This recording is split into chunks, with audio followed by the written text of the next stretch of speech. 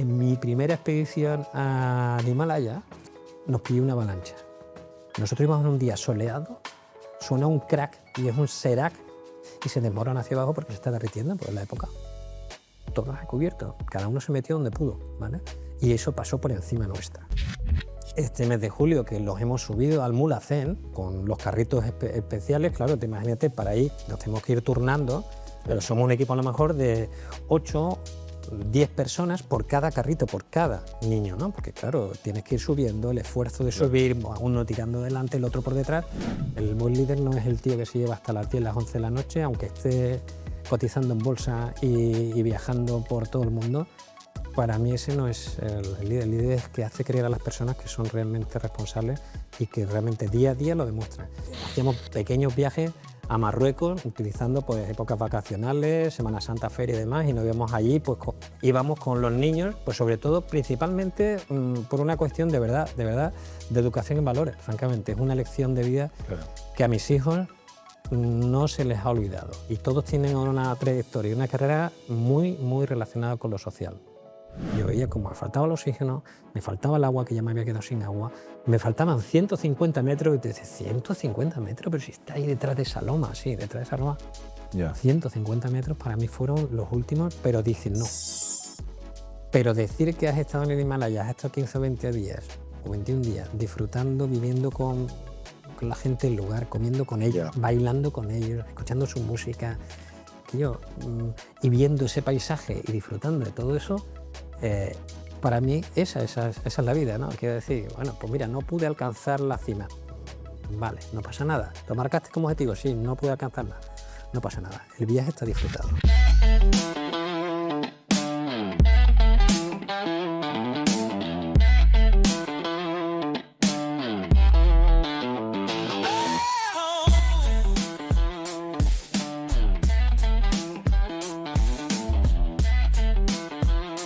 Entre pérdidas y ganancias, un podcast de Tricopiers. Bueno, Antonio Gil, bienvenidos a Entre pérdidas y ganancias. No sabes las ganas que tenía que estuvieras aquí y lo que se empeñó Eva para que estuvieras aquí, porque decía que iba a ser de los podcasts con más valor y con más toque humano de los que hemos hecho. Así que nada, encantado y espero que disfruten mucho el ratito que vamos a echar. ¿Cómo estás? Igualmente, un placer, Tristán, estar aquí contigo. Ya hemos charlado anteriormente, con Eva súper agradecido que nos haya conectado, porque yo creo que es importante, ¿no?, que los que estamos aquí contigo pues contemos nuestras experiencias, nuestras vidas, nuestros sueños, y que eso, oye, pues para el resto del mundo, y seguro habrá gente que lo acoja bien y que le sirva, ¿no? Cuando termine la gente de ver esto, lo va a flipar contigo, lo tengo clarísimo. Bueno, brindamos antes con un Tom Collins, que sabes que soy el presidente del club Tom Collins, donde nos pasamos un montón de bien, por nosotros y sobre todo mucha salud, y también vamos a acordarnos de Eva. ¿Te parece? Por supuesto, claro que sí, por ella y por vosotros. Bueno, Antonio, como te dije, lo único que te tenías que preparar era tu presentación de 30 segundos, pero de esa parte tan humana que vamos a ver qué tienes, porfa. Pues, a ver, yo me defino personalmente como una persona entusiasta, ¿no?, apasionada por todo lo que hago me encanta, me apasiona, inquieto física y mentalmente, ya sabes, por el deporte, y bueno, aventurero, emprendedor, socialmente comprometido y bueno, y profundamente soñador. Y digo esto profundamente soñador porque para mí el lema personal que tengo y que sigo utilizando en mis redes es que si puedes soñarlo, puedes hacerlo, ¿no? Porque los sueños están para cumplirse, ¿no? Y de eso va la vida en general, de cumplir sueños y de conseguirlos. ¿Eso lo he visto yo en tu empresa?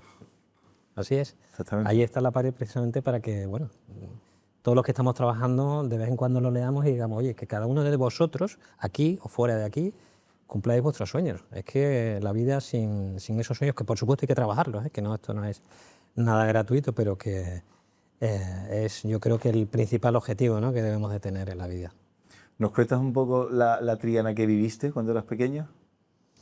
Pues la Triana que viví era una Triana muy movida, muy muy salvaje, te diría, ¿no? Porque vivíamos en esa Triana de barrio, ¿no? Donde bueno, había mucha diversidad, ¿no? Sí. Y bueno, mi primer colegio donde estuve era el José María Izquierdo. Sí. Y bueno, pues en ese colegio tenías que aprender a ser, a utilizar, ¿no? todos tus recursos para no acabar ni como alguien que destaque, como en aquella época se decía empollón, ¿no? O que destaque académicamente, ni como el golfillo, ¿no? que se movía por allí también. Entonces, pues tenías que prácticamente un poco sobrevivir entre esos dos. Así que fue una época bastante movida, ¿no? Luego, claro, cuando terminé José María Izquierdo pasé al Instituto Triana, que estaba justamente al lado, y eso ya fue un cambio radical, porque ya ahí el nivel formativo, ya empezabas a más o menos orientarte qué es lo que querías hacer o qué es lo que te gustaba, y ahí también me enganché al deporte, porque mi profesora de gimnasia, sí, mi profesora de gimnasia era entrenadora, y también mi profesor, que además fue un tío muy reconocido en ese momento y luego estuvo muy vinculado al deporte, en Sevilla, en la Junta de Andalucía y demás, y con él empecé a entrenar, empecé a hacer mis primeros pinitos en atletismo. Y entrenaba en Chapina, cuando Chapina, claro, estaba allí, eran las únicas pistas, ¿no?, que teníamos. Y bueno, yo me hacía 12 kilómetros diarios, me iba casi hasta la dársena, volvía y corría allí en el circuito, y esos fueron mis primeros... mis inicios en el tema del deporte, que eso es algo que me ha alimentado. Ahí todavía no se llama a la gente que corría runner. No, claro, o sea, el runner, la palabra runner yo creo que no se utilizaba, ¿no? Sí, pero ahí empezó, y lo conocí gracias al instituto y a mi profesor de educación física. ¿Eras un chico curioso, no? Mucho, y lo sigo siendo. A ver, en aquella época, bueno, te diría que incluso antes, ¿no? Cuando era más pequeño, bueno, en los viajes que hacíamos con mis padres, ¿no?, a Cazalla de la Sierra, que es el pueblo de mis padres y mi familia, pues yo le decía a mi padre, ¿no?, papá, cuando veía un charco bajame, que quiero ver los renacuajos, ¿no? Y a mí eso me fascinaba, ¿no? Ver los renacuajos, las ranas, ¿no? Además me los llevabas en un bote, ¿no? Y veía cómo crecían o se morían, ¿no? Porque, claro, al cerrar el bote lo dejaba un poco sin oxígeno y eso también creaba un poco mellas, pero... Hoy te meten en la cárcel por eso, ¿eh? Ya lo sé, pero en aquella época no sabía tampoco lo que hacía, ¿no? Y yo lo que quería es simplemente pues, llevármelos a mi casa y ver cómo evolucionaban y cómo crecían, ¿no? Y de ahí, digamos, empezó toda esa curiosidad, ¿no?, que me llevó a posteriormente interesarme por todo lo que es el tema electrónico, informático y demás.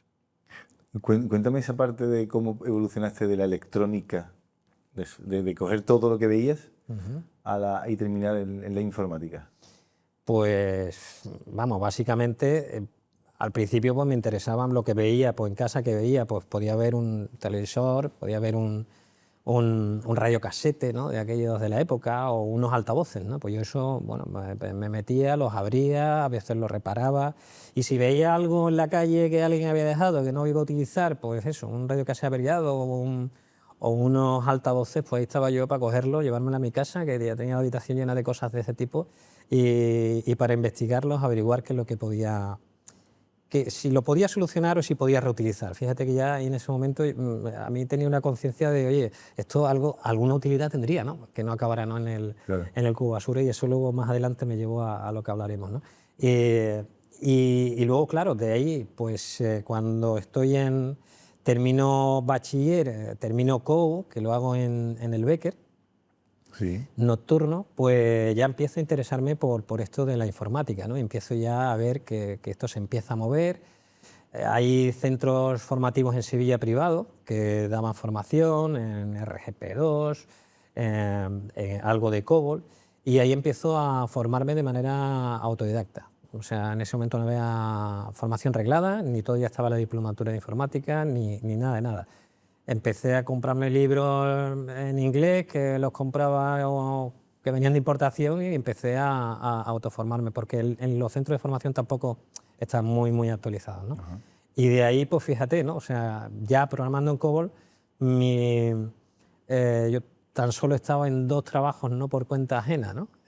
Uno en una academia de formación, Sí. que preparé los cursos, y en el Colegio de Arquitectos de Andalucía Occidental, que ahí, bueno, es donde también conocí a mi socio, que fue mi socio en ese momento, y bueno, ahí empezamos a programar en los sótanos del Colegio de Arquitectos con unas máquinas de Texas Instruments, bueno, que como toda esta pared, programando en COBOL en una habitación completamente cerrada, como se ven en las películas y demás, ahí, ¿no? Y además en el sótano, ¿no?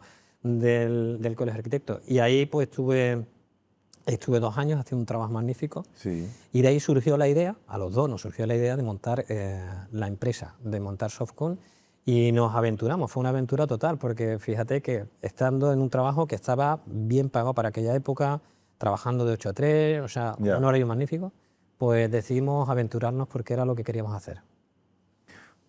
Antes de entrar en Softcom, me encantaría dedicarle un gran tiempo de este podcast a toda la parte que le has dedicado tu vida a ser solidario. Sé que tienes miles de aventuras detrás, pero ahí me llamó muchísimo la atención, que es cuando cogiste a tu familia, los metiste en un todoterreno y para hacer una labor súper bonita cruzaste todo África. Cuéntame parte de eso, por favor. Vale. Bueno, te voy a contar el inicio. Antes de hacíamos pequeños viajes a Marruecos, utilizando pues épocas vacacionales, Semana Santa, feria y demás, y nos íbamos allí pues al principio solos o con una pareja amiga nuestra, que fuimos los fundadores de esta ONG, que hablaremos después, y íbamos con los niños, pues sobre todo, principalmente por una cuestión de verdad, de educación en valores. O sea, nosotros queremos que nuestros hijos vieran otro mundo que no es el mismo en el que han nacido ellos, donde, oye, pues tienen todas las comodidades, lo tienen todo, todo es accesible y sin ningún tipo de limitación actualmente, y bueno, que vean un mundo donde también son felices con lo que tienen, pero que sobre todo le dieran valor a lo que actualmente tienen, ¿no? Y bueno, llevamos eso, ropa, calzado, material escolar, Bueno. y nos perdíamos por la montaña, por el Atlas, y allí pues llegamos a lo que aquí puede ser un cortijillo donde vive una familia con sus hijos y sus animales que viven del ganado, pues llegar allí con el coche y entregarle todo, ¿no? Eso, o sea, el tú llegar allí, entregarle todo eso, ver cómo la madre se va con la hija mayor adentro, vuelve con una bandeja, con un té, unas tortillas y un pan del que han hecho en la mañana, del típico marroquí. Y te lo ofrecen todo, o sea, que eso es lo que ellos tienen en ese momento, te ofrecen todo mejor. A mí, bueno, francamente, es una lección de vida Claro. que a mis hijos no se les ha olvidado. Y todos tienen una trayectoria y una carrera muy, muy relacionada con lo social, todos. ¿Ah, sí? Sí, ahora te comentaré. Vamos, Antonio es educador social, ¿vale? Y está trabajando en las 3000, o sea, en el Polígono Sur, el Polígono Norte, en proyectos relacionados con la integración tanto de niños y jóvenes del lugar como también de inmigración. Y Javier, a pesar de, o sea, siendo ingeniero informático, ¿no? Y estando en la empresa con nosotros, dirigiendo el área de ciberseguridad, él está colaborando continuamente desde el punto de vista deportivo con proyectos como Carros de Fuego, que si quieres luego lo comentamos, y otros tantos, porque es algo que ya lo llevan, ¿no? Y G, nuestro pequeño G, ¿no? Que es, bueno, es pequeño, ya no es tan pequeño, pero nuestro hijo adoptivo, pues también está en un grupo de scout, en una zona muy humilde, colaborando y ayudando a los niños de esa zona a tal. O sea, lo llevamos totalmente ahí en nuestro ADN. Y ese viaje a Mali, que era por el que tú me preguntaste, sí. Ese viaje a Mali fue el viaje, yo creo, bueno, de estos de aventura, por eso te he dicho antes lo de aventurero, con un nivel de riesgo alto, pues fue un viaje que fue un antes y un después, ¿no? En eso, porque claro, cruzar, ya no nos quedamos en Marruecos, cruzamos el Atlas, cruzamos Mauritania, con lo que eso supone el nivel de riesgo, porque es un país que tiene poco control y bueno, está el desierto a un lado, el mar a otro, o sea que ahí, pues por eso ha habido tantos casos de los que han raptado gente y luego han pedido rescate, ¿no? Y llegar hasta Senegal, empezar ya a ver el África subsahariana, cómo cambia el paisaje, cómo cambia la gente, ¿no? Y ver de verdad la felicidad que tienen todos para nosotros, comparándonos, que no debemos de hacerlo, pero lo poco que tienen, eso es una lección total, ¿no? Nosotros allí llevamos un camión de ayuda humanitaria con muchísimas con mucho material, tanto de formación como de ropa, temas también de salud.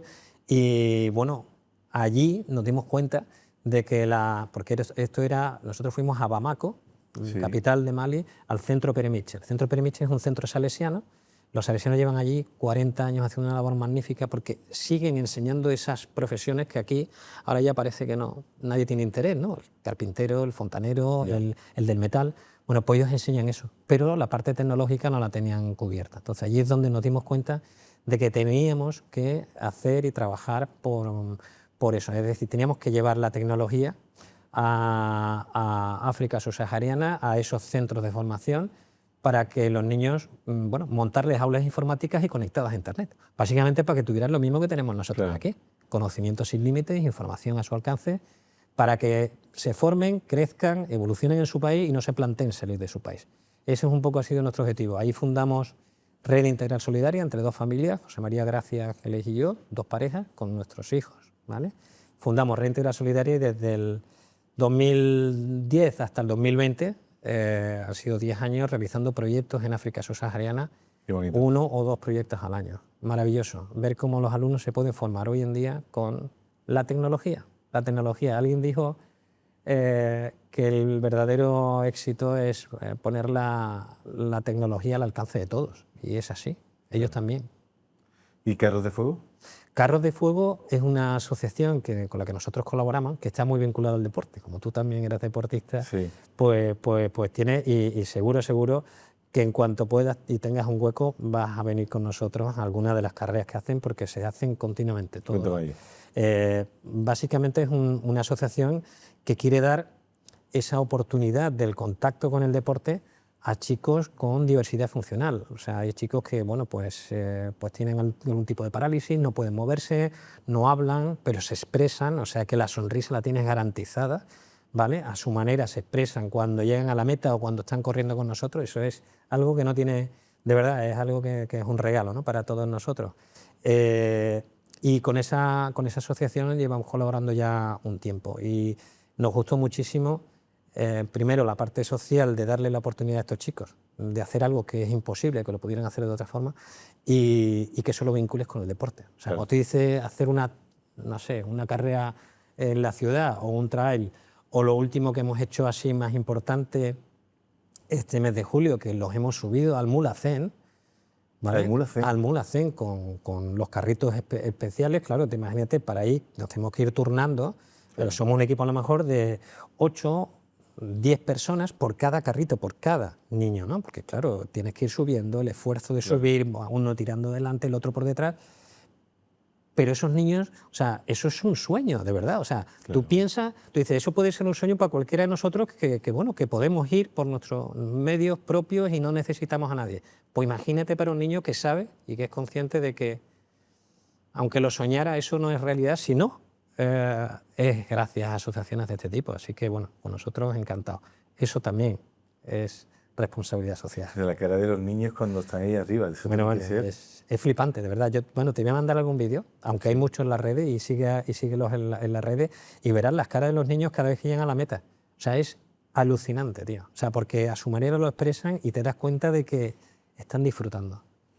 Todo esto, esto que estás aprendiendo con las acciones solidarias, ¿has sido capaz de transmitírselo a tu equipo en la empresa? ¿Lo has podido llevar a tu parte profesional? Sí. Mira, nosotros, bueno, en la empresa, desde el equipo IT, todos esos ordenadores que hemos ido montando, que hemos ido llevando a África para instalar aulas informáticas, se han preparado en Softcom. Lo han preparado nuestros técnicos, ¿vale? O sea, que eso tiene una preparación. Pero fíjate que además de esa preparación de los ordenadores, actualmente estamos con otra iniciativa que ya hace unos años fue del ayuntamiento, se llama Barrios Inteligentes, y actualmente estamos trabajando con una asociación que gestiona ese proyecto y que, bueno, su centro está en la Flora Tristar, que tiene tu nombre, Sí. ahí en el Pueblo Sur, y bueno, pues Ahí ya no solamente montamos el aula de informática o donamos equipos, sino que nuestros técnicos dan talleres de formación a los chicos para que, oye, se formen en algo que tiene utilidad en el mercado, que hay demanda en el mercado, como pueden ser, pues, no sé, montaje, reparación de equipos, en fin, todo lo que tiene que ver con cuestiones más prácticas y más manuales que otra cosa. Y pues ellos siguen colaborando. Ten en cuenta que Reintegra Solidaria nació también de parte de Softcom, además de la familia, porque es que Reintegra Solidaria necesitaba un apoyo de una empresa tecnológica que tuviera capacidad para recopilar esos ordenadores que ya nuestros clientes no quieren. Los preparamos, les dotamos de todo lo que necesitan, el software, Microsoft, todo lo que hace falta. Todos eran socios nuestros, todos aportaron. Todas las empresas, también clientes nuestros, aportaron y sumaron, cada uno en su medida, para que los proyectos fueran un éxito, y bueno, Softcom tenía que estar detrás. Es que son proyectos solidarios, pero tecnológicos. Claro. Bueno, y vamos a empezar ya con Softcom, porque hemos hablado mucho de Softcom, pero no lo hemos definido. Sí, sí. ¿Eres capaz de definirme Softcom? ¿Qué es Softcom? Bueno, Softcom, lo hemos comentado al principio, todo empieza con una idea, un proyecto y un sueño. O sea, era mi sueño, ¿no? Crear una empresa que pudiera moldear, dirigir, por supuesto con errores, con mejora continua toda la posible, y que de todo eso se aprende, pero sí quería crear algo propio, con identidad propia, y que además se nos reconociera fuera como algo así, ¿no? Y hoy en día a Softcom, verás, se le reconoce, no es una empresa tecnológica, que no quiero decir cualquiera, nos distinguen porque hemos ido definiendo muy bien durante todos estos años cuáles son nuestros valores. Nuestros valores tanto profesionales como humanos. Y claro, si a eso le suman toda la parte de innovación, porque nos gusta hacer las cosas de manera diferente, nos metemos en temas que hemos sido quizás precursores en determinadas áreas que ahora te comentaré, pues a día de hoy tenemos una imagen y una reputación, creemos, que no es gratuita, que es trabajada, currada, y por supuesto gracias al equipo, ¿no? O sea, para mí esa parte, ¿no? Es fundamental, ¿no? El equipo, las personas que trabajan, todas tienen un compromiso con la empresa. Qué bueno. Total. Y Softcom hoy en día, como digo, nuestro eslogan es tu socio tecnológico y de ciberseguridad, ¿no?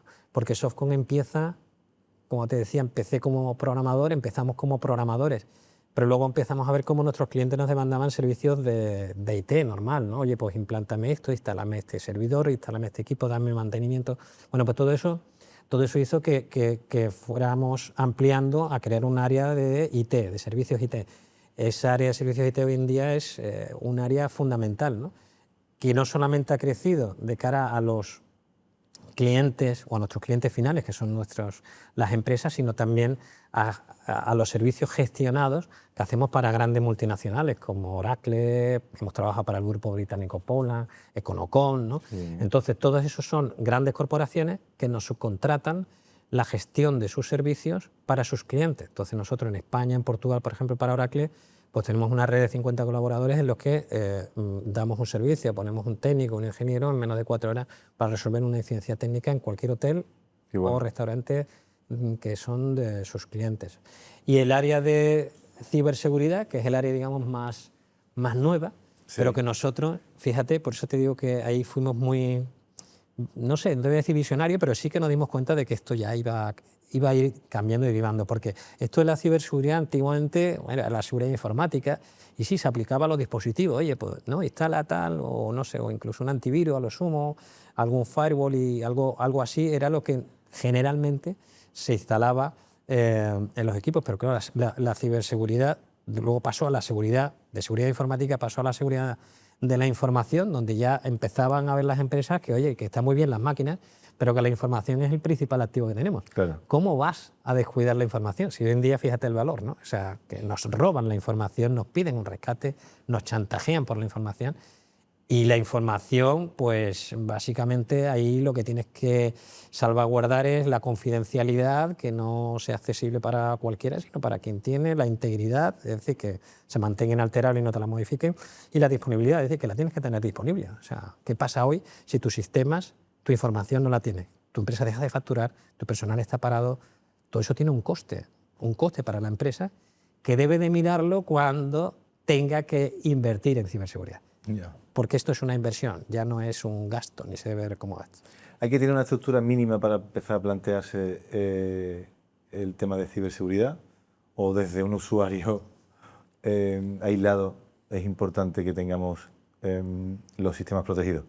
A ver, los sistemas los tenemos que tener protegidos porque nuestra información, al margen del tamaño, o sea, y comentaremos algún caso seguro, pero da igual, o sea, tú eres persona, a la vez eres empresario, a la vez tienes una responsabilidad importante dentro de la empresa, o sea que tú eres un objetivo magnífico para los ciberdelincuentes.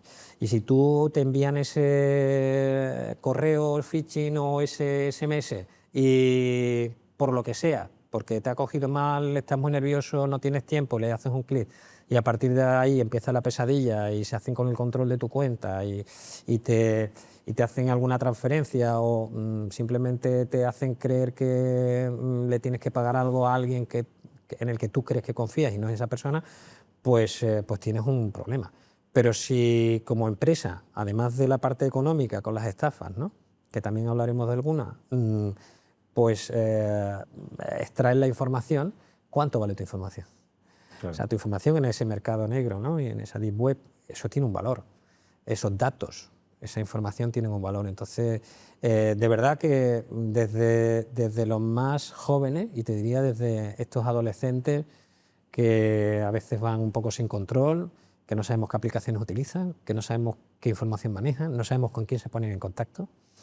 Vamos, yo ya te digo que, o sea, que hay que poner unas mínimas herramientas tipo Family Link para tener un control sobre tu hijo, y si no lo haces, pues entonces es responsabilidad tuya, no de tu hijo, ¿vale? Desde los más pequeños a personas simplemente que, bueno, que tienen sus ahorros y que le pueden extraer, y hasta gente con responsabilidad. No estamos ningunos exceptos, todos somos objetivos, Vamos a situar un poquito a la gente. ¿Qué tipos o cuáles son los más clásicos de ciberataques nos podemos encontrar?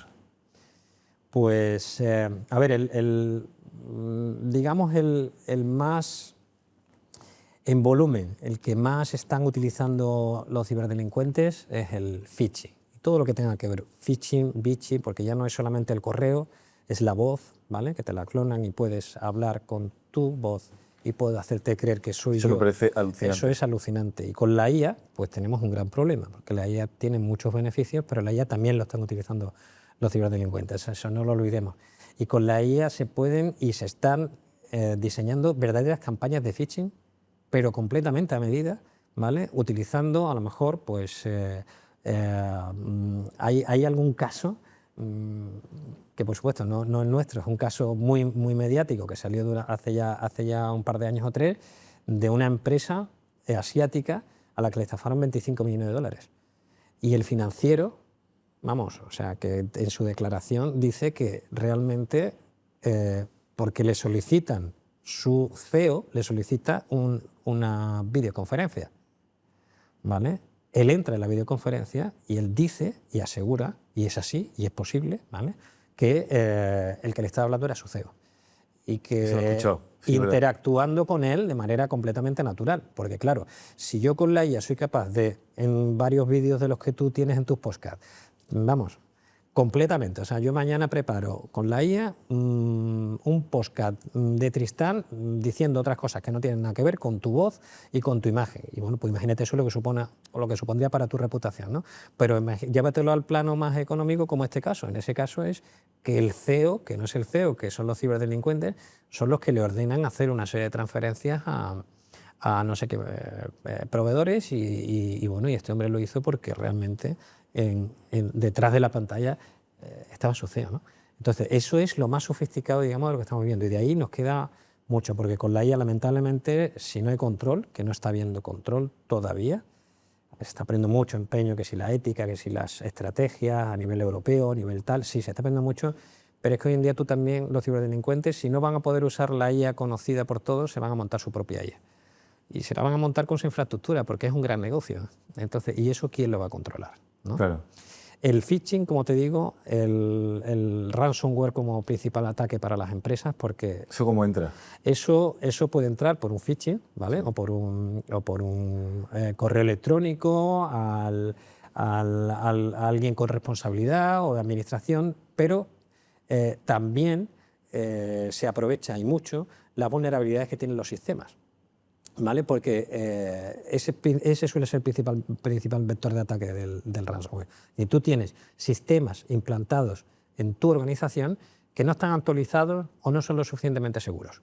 Entonces, yo lo sé como ciberdelincuente porque estoy escaneando, rastreando continuamente IPs que acceden a esos servidores y estoy buscando esas vulnerabilidades, esas puertas traseras, y me doy cuenta que a lo mejor tu firewall no está actualizado, tu firewall tiene un parche que no instalaste y por ahí entro a la infraestructura. Y una vez que entro a la infraestructura, lo normal no es que entres en cifre. Ellos se llevan ahí a veces meses y tú sin darte cuenta. ¿Meses? Meses. Analizan todo lo que tienes, ven realmente qué es lo que les interesa, ven los movimientos de uno, ven los movimientos de otro y luego toman una decisión. Bueno, pues esta información, este servidor que contiene toda esta información que es vital para una empresa, es la que ciframos. Imagínate tú eso, que hemos tenido nosotros casos de ayuntamiento, de diputación y de empresas.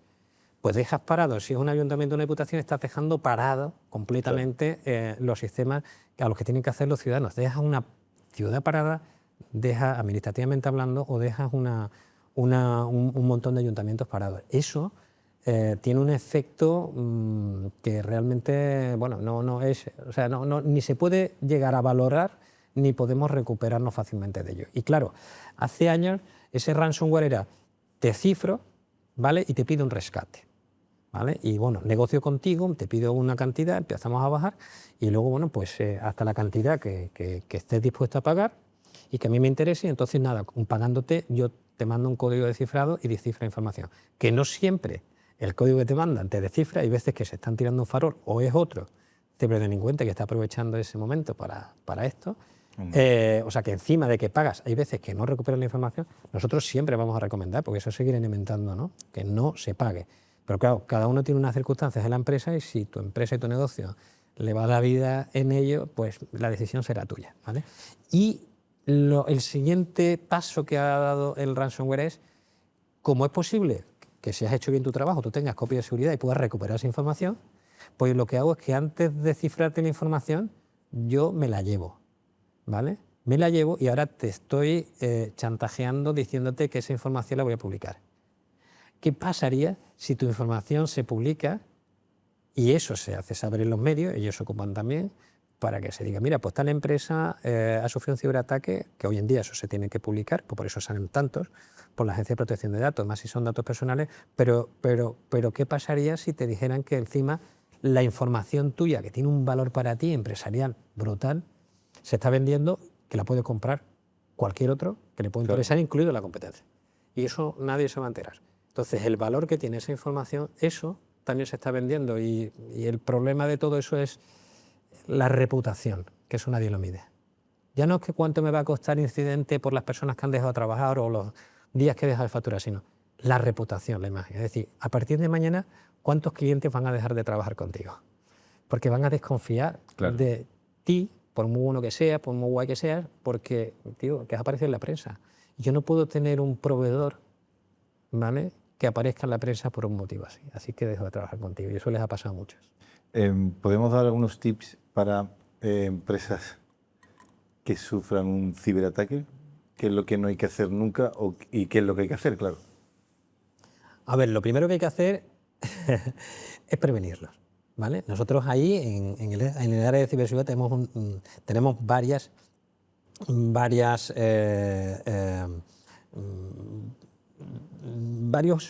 servicios que están perfectamente ordenados y tipificados según el ciclo del incidente, ¿no? O sea, lo que es la prevención va de implantar soluciones, va de hacer auditorías de tu infraestructura para saber si tu infraestructura segura tiene algún agujero, como se te he comentado, va de auditar, por ejemplo, el software o la aplicación que tú tienes para saber si es segura y si alguien puede entrar, puede acceder a los datos que maneja.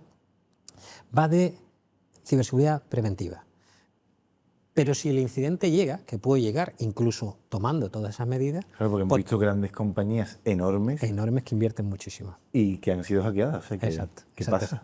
pasa? Pasa. Entonces, tienes que tener, aplicar lo que es la ciberseguridad reactiva, es decir, una respuesta a incidente es fundamental, es decir, que haya una respuesta rápida al incidente. Hoy ha pasado esto, hemos notado algo raro, bueno, pues rápidamente que haya un plan de continuidad de negocio, un plan de contingencias, que se llama, que lo tenemos para otras muchas cosas, pues para esto también. Es decir, ¿qué hacemos si hay un incidente hoy de ciberseguridad y de qué manera, ¿no?, lo tenemos eso planificado? Eso no lo tienen todas las empresas. Las empresas que lo tienen probablemente sean porque hayan pasado por una ISO 27001, ¿no?, que nosotros, bueno, llevamos certificado del 2007, por eso te digo que fuimos un poquito visionarios, fuimos de las 20 primeras empresas en certificarnos, pues ya veíamos que esto iba de esto. Y claro, en ese plan de continuidad de negocio, tú al menos de una manera ordenada sabes qué tienes que hacer y cómo tienes que responder. Y tienes que tener un equipo, si no lo tienes internamente, externamente, alguna empresa, que diga, ven para acá, que vamos a ayudarte a reponer tus sistemas lo antes posible, que eso es lo que tenemos que hacer. Por supuesto, y mientras tanto, ¿qué es lo que hacemos? Hacemos un análisis forense de todo lo que ha pasado para intentar buscar y encontrar a los responsables. Y lo encontramos, pues lo vamos a denunciar y vamos a darle toda esa información a las fuerzas de seguridad, y a Policía, Guardia Civil, ICCN y CNI para que ellos vayan a por esos grupos organizados que son los que realmente están cometiendo esos ciberataques, ¿no? Ahí nosotros, como somos peritos judiciales tecnológicos, ¿no?, fundamos también la Asociación de Peritos Judiciales Tecnológicos de Andalucía, APTAN, en 2013, también ahí fuimos muy visionarios porque veíamos que a día de hoy, hoy en día, la justicia, prácticamente en un 90% de sus casos, tienen que contar con peritos judiciales tecnológicos, claro, que somos técnicos, que hacemos un trabajo técnico de análisis forense con un procedimiento para que eso de cadena de custodia, para que no se pueda poner en duda, y demostramos, porque el juez lo necesita, de que, oye, ese WhatsApp que tú tienes con una amenaza de tu expareja, efectivamente salió del móvil de tu expareja, que además está vinculado a su tal, o que ese SMS o ese mensaje o ese correo electrónico vino de esa dirección. Vale. Ahí, vamos, las medidas son pocas, siempre la inversión son pocas, pero evidentemente tenemos que tomar esto de la ciberseguridad como una inversión, lo he dicho antes, porque todavía hay muchísimas empresas que le dan prioridad a otras cuestiones, que tú dices, tú puedes reponer tu oficina, puedes reponer tu material porque ha salido ardiendo, puedes reponer tus vehículos que tienes ahí fuera, pero tu información no. Si tu información hoy ha sido cifrada o los servidores donde tú tienes la información hoy, el edificio ha salido ardiendo y no has tenido una precaución como en el 11S, ¿no?, que salieron ardiendo las torres y desaparecieron muchas empresas porque no tenían la información en otro emplazamiento. Esa copia de seguridad la tienes que tener en otro sitio. Y si vienen a cifrártela aquí, que al menos tú puedas al día siguiente recopilar esa información, comprar equipos nuevos, implantar equipos nuevos y seguir funcionando. Continuidad de negocio. ¿Alguna vez habéis tenido que negociar con los que han hackeado el sistema para recuperar información? A ver, esos son temas delicados, internos, que no te puedo tampoco decir ni contar, ¿vale? Porque nosotros generalmente lo que solemos es colaborar con la justicia y con las fuerzas de seguridad, y lo que sí a ellos les facilitamos toda la información que nosotros hemos recopilado. Y a lo mejor sabemos que un grupo que supuestamente se planteaba como ruso, resulta de que son unos chicos que están en Alicante y que nosotros hemos conseguido conectar con ellos y le decimos a la fuerza de seguridad, mira, que estos no están allí, están aquí, ¿vale? Ya es vuestra responsabilidad encontrarlos, hacer una investigación y detenerlos si es así. Porque es que tenemos que ¿es delito colaborar. pagar por recuperar información? Eso no lo sabía yo, ¿eh? ¿El qué? ¿Es delito pagar por recuperar información?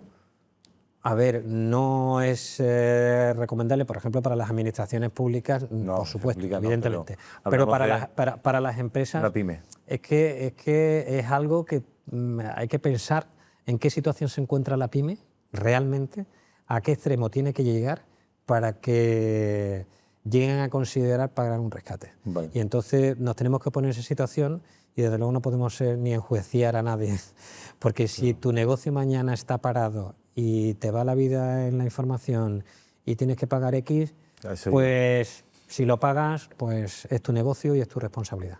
Claro. ¿Tienes ejemplos que nos puedas dar de ciberataques que hayas vivido tú que ya te hayan impactado? Ujú. Es decir, mira, que han cogido a esta familia y es que se la han ventilado. O mira qué tontería que hizo este señor esto y por este clic aquí pues se ha metido en un lío. Sí. A ver, nosotros, mira, te voy a contar un par de casos porque tenemos muchísimos, claro, como peritos y analistas forenses hemos tenido muchísimos casos, lamentablemente. Entonces, de personas, y de personas a lo mejor, pues oye, que tienen ciertas limitaciones, con una edad y que, bueno, pues tienen ahí sus ahorros y que, imagínate, hay un ciberataque que estuvo durante mucho tiempo ahí pululando, que desapareció, el año pasado también volvieron a aparecer, que se llaman, o sea, el ciberataque se llama del soporte técnico de Microsoft. Entonces, imagínate lo que es que a ti te llame alguien de Microsoft en un ahí Spanglish raro, se identifique con un número, con un nombre en inglés y te diga bueno, que son de Microsoft y que han detectado que estás siendo víctima de un ciberataque y que están para ayudarte. Bueno, lo primero que haces es paralizarte y con esa parálisis es probable que, seguro, cometas errores y digas, pues venga, para adelante. Y claro, ellos inicialmente lo que hacen es que te piden acceso a tu ordenador. Acceso a tu ordenador como lo haría cualquier equipo técnico con los ordenadores de tu empresa. Oye, pues con alguna programa de acceso remoto como TeamViewer, oye, pues acceden a tu ordenador, ya están con el control de tu ordenador y todo aquello que van necesitando, ellos le van pidiendo y solicitando información, pues lo típico de la clave de tal, porque necesitamos entrar para ver si en el banco hay algún movimiento extraño, taca. Bueno, el caso es que llegan al convencimiento, a convencer a la persona para que le dé absolutamente todos sus datos, todos sus credenciales, porque esa persona piensa que le van a ayudar. Y lo que hacen es, bueno, básicamente extraerle todos sus ahorros. Y un caso así empresarial, y no me voy a ir a los grandes, me voy a ir a pymes, ¿no? Que también tenemos ahí un papel importante y pymes que bueno, que son empresas, oye, que están ahí trabajando todos con familiares y que bueno, que sufrieron un ciberataque con un troyano también muy conocido, Grandoreiro, que afectaba a muchos bancos de este país y que básicamente se hacía con el control del equipo, de todo lo que tecleabas, con lo cual ellos podían saber las credenciales que utilizabas y luego también se hacían con el control del móvil, con lo cual también podían tener el doble factor. El caso es que, bueno, que a esta empresa le estafaron 130.000 euros y bueno, pues fue, imagínate, ¿no? Para una pyme que te estafen esa cantidad, ¿no? Y bueno, pues conseguimos también, es cierto, que conseguimos, sabiendo un poco cómo funciona la legislación, el reglamento de la banca y a nivel europeo, lo que la banca está obligada a también hacer por sus clientes, que si te fijas ahora no paramos de recibir mensajes de ciberataque, formación de ataque, o sea, concienciación, ¿eh? Hace unos años pues no recibo nada de esto, pues eso pasó hace unos años y bueno, pues el banco estimó que debía devolverle el dinero porque también podía haber implantado algunas medidas de control en ese sentido, porque el dinero se fuera del país y esta empresa no exportaba algo tan esencial como eso, ¿no? Ya. Si le tuviésemos que poner una nota a las pymes, Sí. si la valoramos a nivel de seguridad, ¿qué nota le ponemos? Pues mira, no sé, vamos a dejarlo en un 7,5. Me gusta... Vaya sí, pedazo de notas, tú. Sí, es un 7,5. A ver, te digo las pymes que nosotros conocemos. Vale. A ver, es que tiene que ver con la predisposición que están teniendo hacia lo que nosotros le estamos proponiendo, ¿vale? Después de muchísimas charlas, de vernos, de darle formación, de concienciación a sus empleados y demás, nuestros clientes pymes, están en un nivel bastante bueno, no digo óptimo ni súper, te he dicho un 7,5. Todavía hay muchas cosas por hacer, pero nos escuchan y aceptan que podemos ayudarles a intentar reducir el riesgo en este tipo de... Pero ¿hablas de pymes que ya tienen CTO dentro? No. Hablo de pymes que dependen de nosotros como empresa tecnológica, tanto en la parte de IT, a lo mejor incluso la de desarrollo, y confían también en la parte de ciberseguridad, porque esa es también un poco el perfil de empresa que tenemos, ¿no? O sea, tenemos un equipo multidisciplinar que abarca prácticamente el 360. No queremos, y el cliente lo agradece, no queremos hablar con el que lleva la informática y el mantenimiento, con el que lleva el desarrollo, con el que lleva ciberseguridad. Queremos hablar con un solo interlocutor. Y suele ser el dueño de la compañía. Suele ser el dueño de la compañía, y a lo mejor si hay alguien dentro de la compañía que no siendo CTO dedicado al 100%, pues tiene algunos conocimientos, ¿no? En el que el CEO confía y mira, pues tú eres mi interlocutor de... Pero el CEO sí te habla a nivel de negocio, porque lo que le importa es el negocio y la continuidad de su negocio. Entonces el CEO sí que va directo. O sea, a mí, lo que yo tenga que hacer o en lo que tenga que invertir, ¿vale? Dímelo. Nosotros le damos facilidades para que lo vaya haciendo progresivamente. Le preparamos un plan para que esto no es de ahora, lo vamos a hacer a lo largo de 2 años. Pero hazlo. Bueno, y otra cosa que nos estamos encontrando ahora mismo, y también en pymes, y eso es importante también, es que, claro, tenemos muchos clientes que son proveedores de grandes empresas y grandes corporaciones. Ya no es una cuestión opcional que tú te preocupes por la ciberseguridad, inviertas en ciberseguridad, claro, o decidas certificarte en la ISO 27001 de información. Entiendo. Ya no es opcional. Es que si yo trabajo con una gran corporación, me manda un listado de, oye, ¿tú cómo tienes la ciberseguridad dentro de una empresa? Que yo te estoy mandando datos, que tú estás entrando en mi infraestructura, tú lo tendrás todo esto seguro. Cuando eso llega al cliente, el cliente no lo enseña y nosotros decimos, tío, aquí ni un 20% tienes hecho, ¿vale? Así que vamos a ayudarte para certificarte la 27001. Con eso cumples prácticamente el 90% de todo lo que te están pidiendo. Cambiando de tema. Vamos. Me encantó el concepto que me dijiste el otro día, líder prescindible. Eso es lo que es. Porque no tiene nada que ver con líder ausente, ¿no? No, para nada. O sea, a mí, bueno, es un concepto que hablo mucho y bueno, y en reuniones así, con otros empresarios y con colegas del sector y demás, que los que me conocen saben muy bien a qué me refiero. Y los que no me conocen, pues yo les diría que para mí el verdadero líder es el líder que realmente hace que su equipo, ¿no?, se comprometa, que su equipo sea responsable de todo lo que hace, que tú puedas delegar en ese equipo con responsabilidad, por supuesto cometiendo errores, con todas las mejoras que hagan falta, pero que el equipo sepa que haga suyo, ¿no?, esa parcela o ese trabajo que está realizando para la empresa. Cuando tú consigues eso, y te voy a contar una historia, porque cuando empecé con 20, 21 años y decidí, pues eso, aventurarme al mundo de la empresa, yo era programador. A mí lo que me gustaba era programar. No tenía ni idea de montar empresas, dirigir empresas, ni de qué son los equipos, ni de motivar equipos, ni de qué es la administración de la empresa, ni de la contabilidad, ni de nada. O sea, yo tuve que empezar de cero. Bueno, pues durante ese tiempo conocí, tenía un cliente, una maravillosa persona que si lo buscáis por ahí es un sabio, ¿vale? Es una persona de estas que tú dices, es que yo me llevaba horas escuchándolo. Se llama Luis de Azcárate, ¿no? Murió con 100 o 100 y algo años hace poco. Bueno, pues esa persona yo me iba una tarde a la semana simplemente a tomarme un café con él y hablarle de mis inquietudes dentro de la empresa. Oye, pues mira, es que...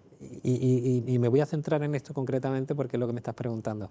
O sea, yo a él le iba diciendo principalmente que bueno, que no tenía tiempo, que me faltaba tiempo, que para todo lo que tenía que hacer y que me daban las tantas y que no paraba de dedicar horas y que me seguía faltando tiempo. Y entonces él me decía, Antonio, tú tienes una enfermedad muy común en los empresarios que se llama la del no tengo tiempo. Dice, y esa enfermedad tiene una solución y es aprender a delegar. Incluso me regaló un libro que es muy antiguo, ¿sabéis? Que yo se lo he dejado a varios amigos míos cuando han tenido este problema. Digo, léetelo porque cuando te lo leas te vas a dar cuenta de las de cosas que no hacemos bien y de las cosas, del margen de mejora que tenemos en este sentido. Claro, yo aprendí a delegar desde muy joven. Delegar con responsabilidad, es decir, con confianza, confiando en las personas, confiando en la gente, en que lo van a hacer no bien, mejor que tú.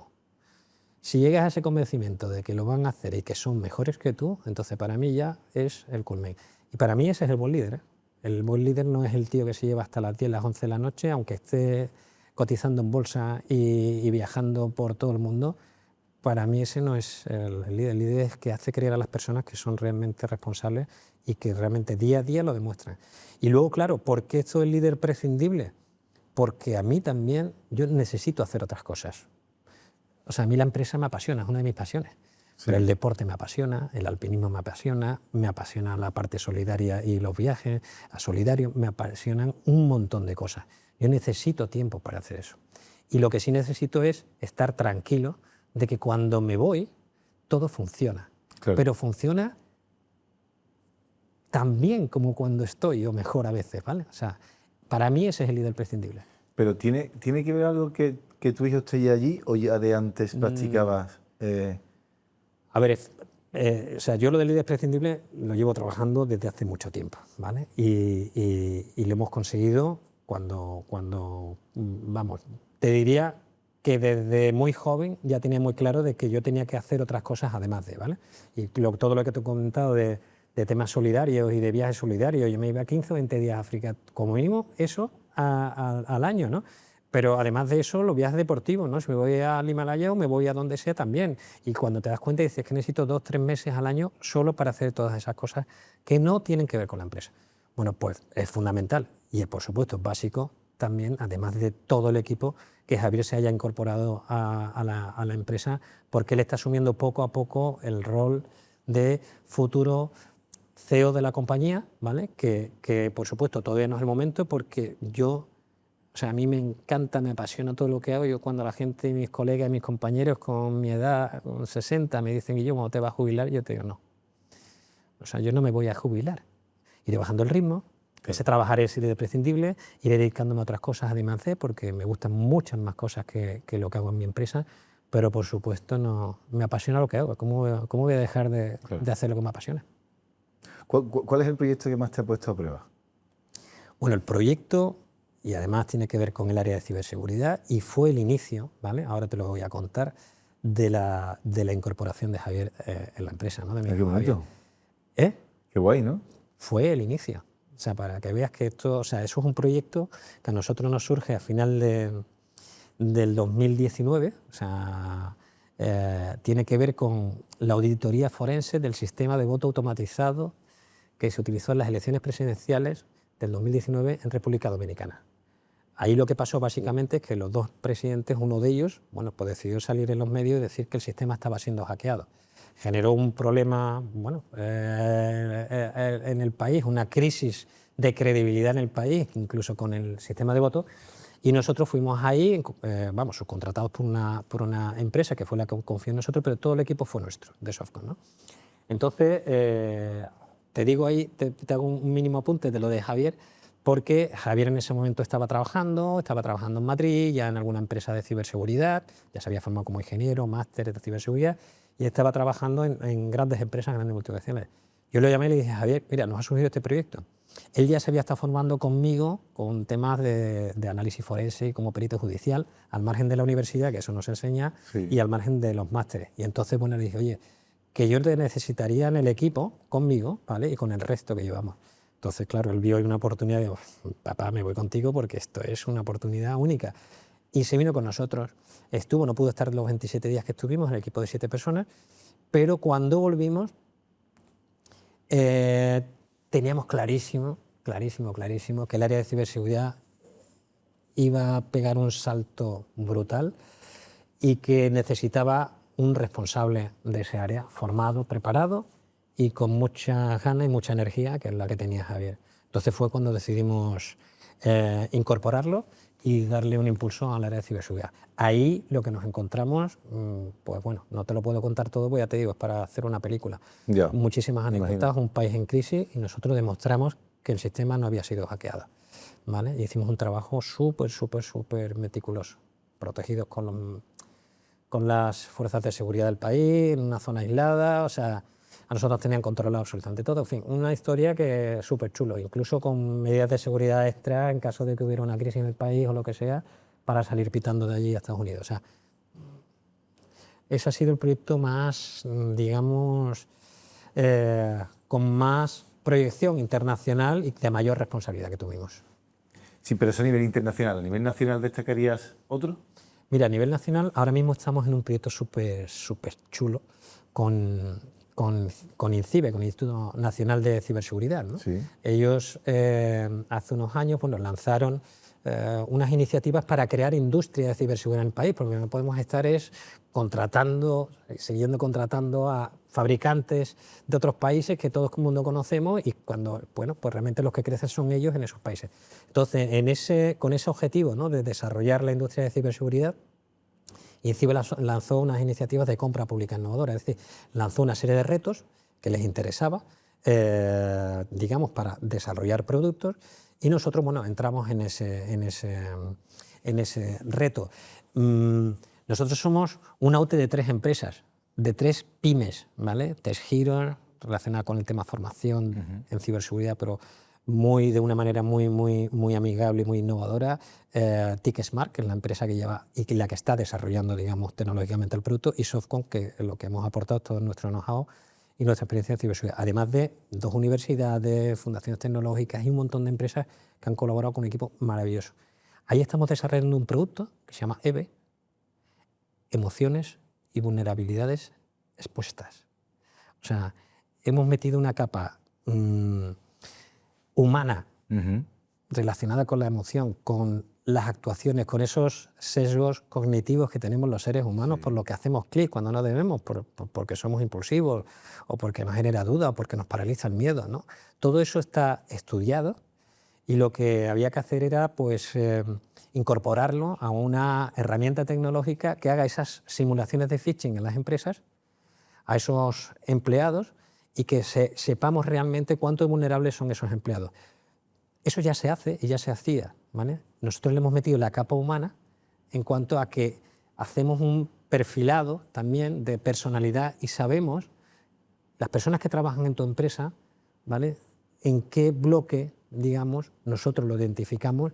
Como he dicho antes, pues si eres una persona impulsiva, no piensas, eres inquieto, si eres una persona que te paraliza el miedo, ¿no?, y tomas decisiones o que te gustan los regalos y cuando te envío algo que tiene que ver con un regalo picas porque te gusta y te mola ese tipo de historias. Bueno, pues esa parte y esa capa humana es la que nosotros hemos metido a la herramienta. Finalizaremos en diciembre y si todo va bien, a partir del año que viene, en enero, empezaremos a comercializarla.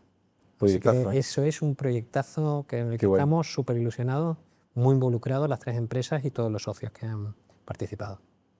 ¿Y qué es más complicado? ¿Es superarte los miedos a nivel empresarial o cuando estás en medio de una montaña?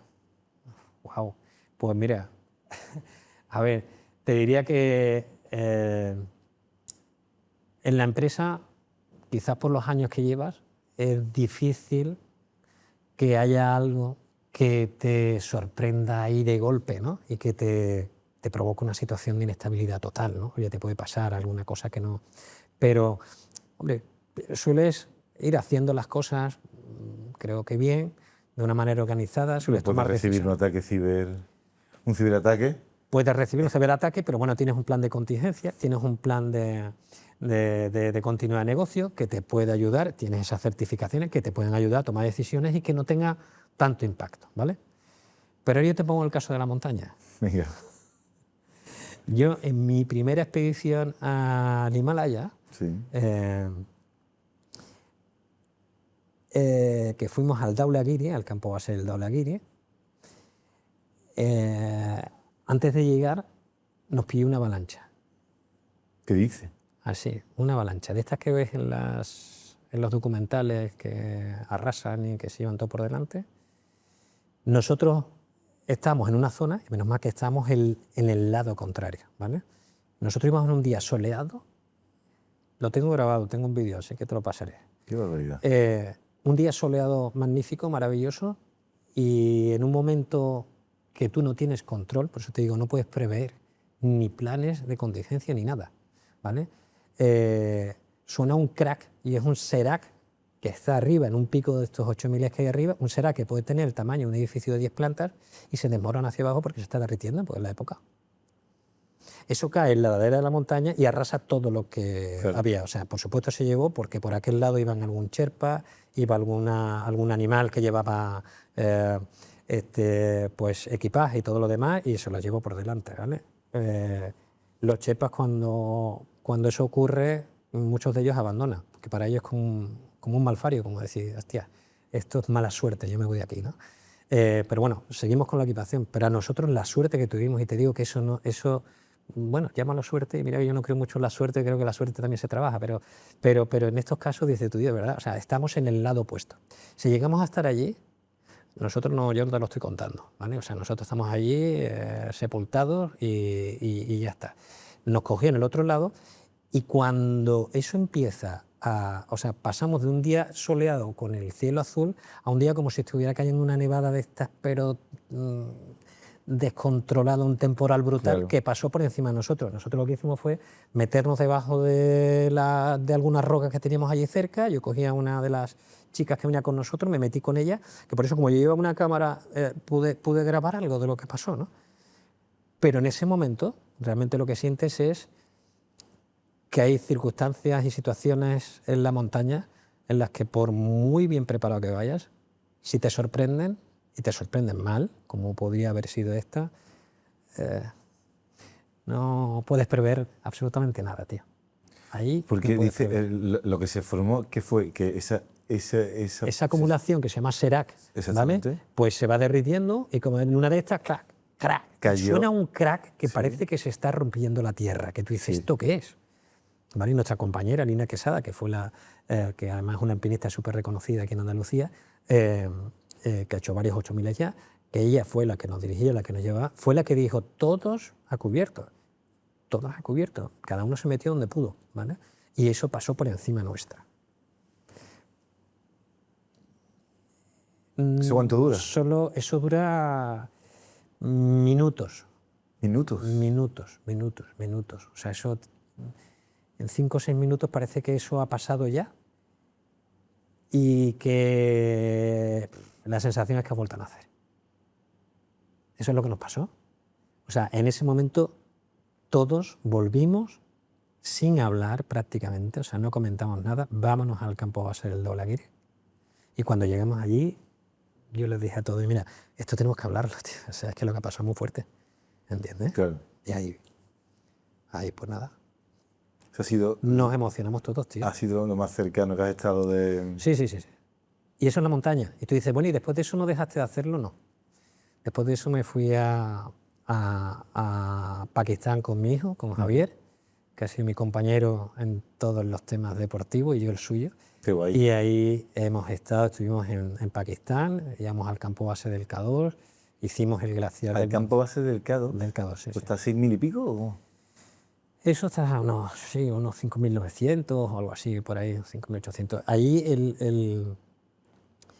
nosotros, la ruta era lo que es el glaciar del Baltoro, que es uno de los glaciares, 57 kilómetros, me parece que tiene, más largo del mundo. Es espectacular, ¿no? Y rodeado de picos de 7.000, 8.000 metros. O sea, es una barbaridad, tío. Es algo que por mucho que te cuente y fotos que veas, lo tienes que vivir allí. Prácticamente toda la expedición nos llevamos haciendo el glaciar, te puedes imaginar. Entonces, una de las ideas cuando llegamos al final, al campo base, digamos, antes de subir lo que es el Gondogoro-La, ¿vale? Que es ahí, desde ahí, cuando subes a los 5.950 metros, tiene un paisaje, ves el K2 y todos los picos 8.000. Y de ahí ya vas al otro valle y ya cambia el paisaje por completo, empiezas a ver un valle verde con lagos y con todo eso. Entonces ahí decidimos ir al campo base del K2, primero porque queríamos conocerlo y también porque, te lo vuelvo a decir, o sea, Lina Quesada ese año también quiso hacer el K2, yo sabía que estaba allí y fuimos a verla. Te digo que... En el campo base ya hay más de altura, ¿no? En el campo base puede haber más de altura, pero para eso son todos esos días de aclimatación. Que cuando dicen, hombre, pero si es que esto lo podría hacer en 3 días. Sí, tío, pero ¿por qué lo haces en 17 o en 22 días? Porque te pegas a lo mejor a 3.500 te pegas 2 días, a 4.500 te pegas 3 días en un campo base, a 5.000 te pegas otros 3 o 4 días. Y así va sumando días en el que el cuerpo necesita aclimatarse. Claro. Aclimatarse a la altura, porque si no el mal de altura puede venir, ¿vale? Y allí lo que te encuentras es un campo base lleno de tiendas, de gente apasionada a unos niveles extremos, porque de verdad que sí, que ellos sí son muchísimo más conscientes de que puede ser su última expedición y se pueden quedar ahí arriba. Y de hecho, bueno, en varias expediciones que hemos estado han muerto gente y ese año ahí en el K2 una avalancha se llevó a varios. Bueno, el K2 creo que tiene más víctimas que el Everest, ¿no? Sí, es que es más... Sí. Bueno, tú has visto lo que está pasando ahora mismo en el Everest, en fin, sin comentarios. Claro. El K2 es mucho más, es una montaña peligrosa. Entonces, bueno, pues ahí ese año se llevaron a 2 o 3 alpinistas que subían con Lina Quesada. Y luego, bueno, pues ahí cuando vas a visitar, hay una zona donde, bueno, pues están todas las placas de toda la gente que ha desaparecido, que llevan sus familiares, o sus amigos, o sus hijos. Y eso es duro, tío. El ambiente en el campo base tiene que ser... O sea, ver que hay gente que se ha quedado allí, que no ha vuelto, que sus familias o sus amigos, sus compañeros le han dejado una placa con una frase conmemorativa de que tal y que cual, y que tú sabes que esa gente, bueno, pues aquello era su vida o se la jugaron y no volvieron. La montaña es así. Tu empresa no puedes perder, o la puedes vender, o puede venirte una mala racha, ¿no? Y ya está, no pasa nada, ¿no? Y te recuperas y sigues viviendo. Pero en la montaña, como tengas un problema de este tipo... ¿Pero por qué ya se engancha tanto la montaña? Hostias, es que ahí... A ver, ¿a ti por qué te engancha correr? Las endorfinas se te ponen por las nubes, te carga tu cuerpo, tiene una energía... Y cada vez sube más los retos, claro. Claro. Y esa subida a la montaña, tío, es como la vida misma. Es decir, o sea, tú vas subiendo, vas disfrutando del paisaje, que es lo que tienes que hacer, tío, disfrutar del paisaje. Si no llegas arriba porque ves que no puedes o porque ves que las situaciones se están complicando y antes pones por delante tu vida al reto de decir me voy a hacer la fotito o voy a llegar al pico y voy a decir que lo he hecho, pues todo eso tienes que estar concienciado de que, a ver, te puedes marcar como objetivo realmente subir y decir que he hecho un 6.012 metros, ¿no?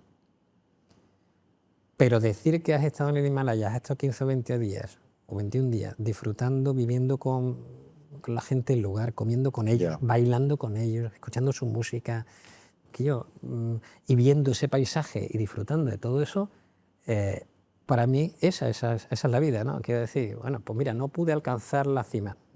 Vale, no pasa nada. ¿Lo marcaste como objetivo? Sí, no pude alcanzarla.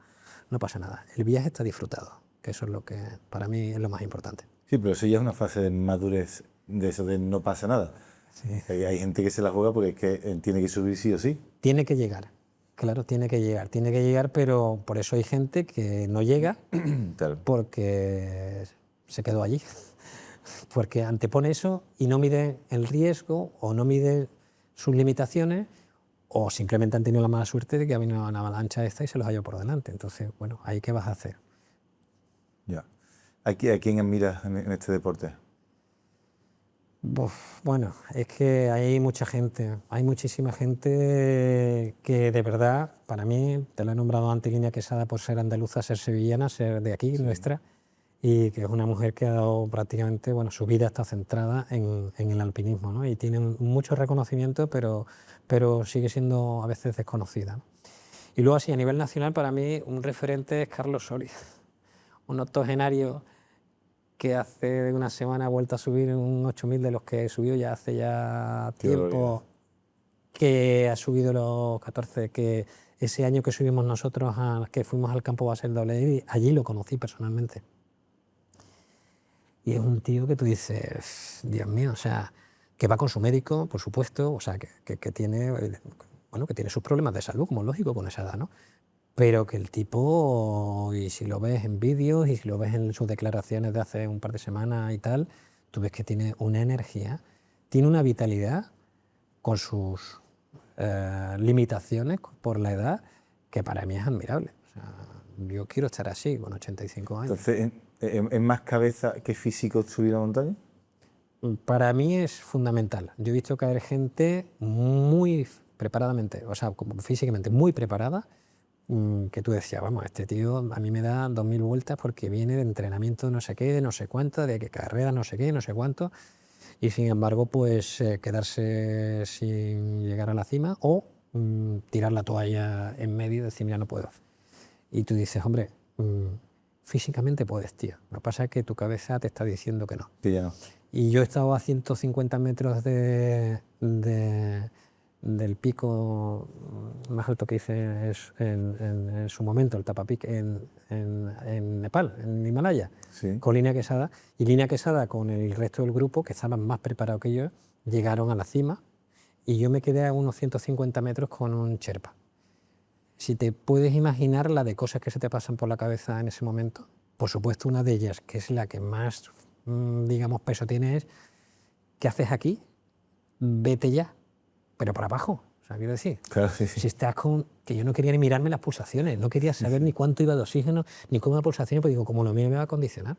Yo no quería saber nada de cómo iban mis constantes vitales. Claro. Pero, tío, estás hablando de 6.000 metros, que ahí hay un porcentaje muy alto de falta de oxígeno. Yo veía como me faltaba el oxígeno, me faltaba el agua, que ya me había quedado sin agua, me faltaban 150 metros, y te dices, 150 metros, pero si está ahí detrás de esa loma, sí, detrás de esa loma. Ya. 150 metros para mí fueron los últimos, pero dicen, no, tengo que llegar, mis compañeros están allí y he venido aquí para terminarlo. Y eso es lo que hice. ¿Terminaste? Lo terminé, claro. Uy, qué bueno. Ahí está, y tengo mi certificado de Nepal, del gobierno de Nepal, diciendo que... Porque ese certificado te lo hacen, digamos, si el Sherpa que te ha acompañado dice, de alguna forma, certifica que tú has llegado ya a la cima. Yo recuerdo en la 101 de Ronda, Tony, que ahí vas haciendo amigos, a medida que vas avanzando kilómetros, pues coges a uno, suelta a otro, coges a otro. Y uno me contó que un año en el kilómetro 90, ¿vale? Decía que no, que se paraba. Que ya no podíamos. Y la gente decía, tío, te has comido 90 kilómetros.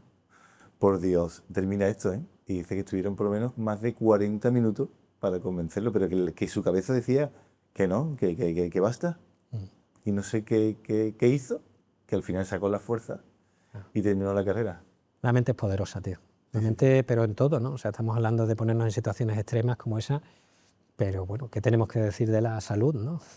De lo que gobierna nuestra mente, ¿no? Que es capaz de enfermarnos, de curarnos Desde luego. y de solucionar muchos los problemas sin necesidad de que intervenga la medicina tradicional y clásica. Y eso es así. Sí, verdad. Entonces, bueno, pues es fascinante. Hay que escuchar más a la mente y hay que potenciar más todo lo que la mente es capaz de hacer por nosotros. Y si crees en ello, yo creo que cuando tienes problemas y situaciones críticas, mira, hay algo que no te he dicho, pero que para mí es un valor muy importante en mí como persona, ¿no? Y que viene de mi padre. Mi padre me lo transmitió y nos lo transmitió a toda la familia, ¿no? Y es la serenidad. Que a mí mucha gente me dice, no sé cómo puedes estar tan tranquilo con la situación que hay, ¿no? En esos proyectos los que te he dicho antes, ¿no? República Dominicana. Tú me ves a mí dar los resultados delante de todos los medios de comunicación y te dices, pero tío, ¿con qué tranquilidad está transmitiendo este tío algo tan importante y tan crítico como esto, ¿no? Bueno, pues esa serenidad es algo que heredé de mi padre, que lo llevo a gala, que lo mantengo, que lo trabajo y que además lo recomiendo. O sea, de verdad, serenidad, tío. O sea, no te alarmes, no pierdas el control, no pierdas y hagas barbaridades por situaciones que si te paras, dejas pasar un tiempo, te pausas y dejas, por lo general, si dejas pausar ese tiempo, tío, las circunstancias cambian, tío. Por lo menos mi experiencia. Por lo menos tu prisma. Mi prima, Claro. sí. Desde luego. Así lo veo y hay situaciones en las que si hubiese decidido lo que pensaba ayer, pues me hubiese equivocado. Y hoy había que esperar. Sí. Oye, saldrán mucha gente con ganas de ir a la montaña este fin de semana. después de ver el podcast. Tenemos así una montaña que digas tú, mira, esto está cerquita de Sevilla y si os pica la curiosidad podéis subir cerquita de Sevilla o donde estés. Una montaña de iniciación para que la gente pruebe lo que es el montañismo. A ver, más... hombre, tenemos en Andalucía pues un Sierra Nevada que es un regalazo para gente Sí. que viene incluso de fuera, ¿no? Nosotros lo hemos hecho mucho, hemos subido prácticamente todos los picos y eso tanto en verano como en invierno, preparados o menos preparados, puedes hacerlo y subir como mínimo al Veleta, puedes subir al Mulhacén, que subiendo por la loma no es muy duro, que es por donde subimos con los chicos de Carros de Fuego, o sea, subimos por la loma y llegaron hasta la cima del Mulhacén, y si lo hicimos con ellos y lo hicimos de esa forma, cualquier persona puede hacerlo. Si lo vas a hacer en condiciones un poquito, tú sabes, invernal y demás, hay que prepararse, porque ya lo sabemos y he escuchado muchos accidentes que lamentablemente se podían haber evitado si la gente se conciencia de que verá que tú no podías allí, como que allí te viene un temporal y te coge y baja la temperatura de 10 grados y te mueres, ¿sabes? Por eso, ¿no? Entonces, bueno, pues eso, y más cerca de aquí, a mí hay una que me gusta mucho, que tiene unas vistas espectaculares, que es la Maroma, que está en la provincia de Málaga. Desde ahí ves Málaga, ves Granada, ves la costa, ves incluso Sierra Nevada. Y es muy bonita porque, bueno, transcurre por un bosque prácticamente hasta la subida y luego tiene una planicie arriba que tiene unas vistas espectaculares. Y hay muchos picos, ¿eh? O sea, ¿Tiempo de subida de esa...? Pues no lo sé, no me acuerdo si a lo mejor entre 3-4 horas, a lo mejor para los menos yendo un poquito más tranquilo, con tus paradas, aquí hace fotos, aquí me paro, aquí como un poco y tal cual, y cuando llegue ya a la cima, pues es bonito, muy bonito por las vistas que tiene. Qué guay. Como siempre, para terminar, ¿dónde te vas con la familia a comer y a relajarte? A ver, si es comer con la familia, me gusta irme a zonas rurales, al campo o a la playa. Entonces a mí, por ejemplo, en el campo y cerca de aquí, pues en Cazalla de la Sierra hay un montón de sitios en los que se puede comer con unas vistas espectaculares disfrutando de la naturaleza. Y como también me he aficionado últimamente y me gusta muchísimo el deporte náutico con el windfoil y demás, pues vamos mucho a Tarifa, ¿no? Entonces en Tarifa te puedes imaginar, vamos, o sea, la cantidad de restaurantes que hay allí con vistas al mar, con vistas a Marruecos y vistas a la montaña, para mí son dos paraísos, uno en la montaña o cerca de la montaña y otro en el mar, ¿no? O sea que, y sí, vamos con la familia, solemos ir cuando podemos todos y solemos disfrutar no solo de la comida, sino del paisaje, que para mí las dos experiencias, si pueden ir unidas, mejor. ¿Vale? Antonio, ha sido un placer. Igualmente, de verdad. Hemos tocado de todos hoy. No sé ni lo que he hablado, pero he hablado mucho, así que te habré contado de todo. Espectacular. Hemos hablado de tu parte más solidaria, la parte humana, la parte de la empresa que es fundamental en tu vida y evidentemente hemos contado a la gente que ha sido capaz de subir un 6.000, ¿no? 6.012 metros, 6.012. el Tapapic. Qué barbaridad. Muchísimas gracias. Sí. Te Gracias. espero un día en Toncolín, ¿te parece? Por supuesto que sí, cuenta con ello. Terminamos. Claro que sí. Terminamos. Un placer y muchas gracias. Gracias a ti.